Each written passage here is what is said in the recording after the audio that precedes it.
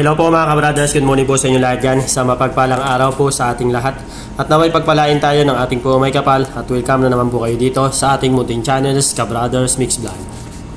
Bali ngayong araw po mga kabrothers ay i-update ko lang po kayo dito sa ating mga alagang mga baka dito sa aming probinsya ng Cabra, Lubang, Occidental, Mindoro.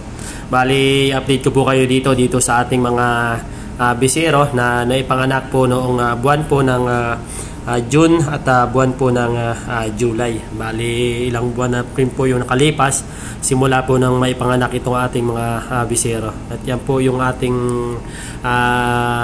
inahin na si Lara. At ang anak po niya ay yung kulay puti po na babae. At itong naman pong barako or turete na ating ginagamit ay kay Sir Joey yan. Bali pinalagaan po sa kay Otol Janley itong ating turete or barako. Yan po. At napakaganda na rin po ng kanyang pangangatawan dahil ilang buwan na rin po ito sa ating paligawan at sumasalida na po. At ito naman po mga kabrothers yung naulila po nating isang bisero at medyo maganda-ganda na rin po yung kanyang pangatawan at sumasalida na rin po mga kabrothers. At yun po, kung nakikita naman po ninyo itong ating mga bisero ay magaganda naman po at magaganda naman po yung kanilang mga katawan. Halos 3 buwan pa lang po ito mga kabrothers itong ating mga bisero at yung isa naman po ay kulang-kulang 3 buwan.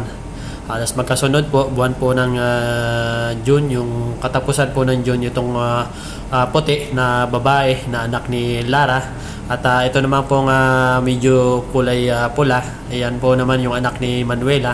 At lalaki po siya mga kabrothers. At kung napapansin niyo po mga kabrothers na halos magkakamukha po itong ating mga bisero dahil iisa po yung kanilang tatay. At sa ating pinsan yung kumusta dito sa ating mga inahin. At sa susunod po na pagbubuntis nitong ating mga inahin at baka itong turete na ito at itong barako na po na kay Sir Joey makakasta dito sa ating mga inaalaga ang mga inahin. At sana nga po ay makastahan po ng nitong barako itong ating mga inahin para katupano po ay magkaroon po tayo ng magandang lahi para bago po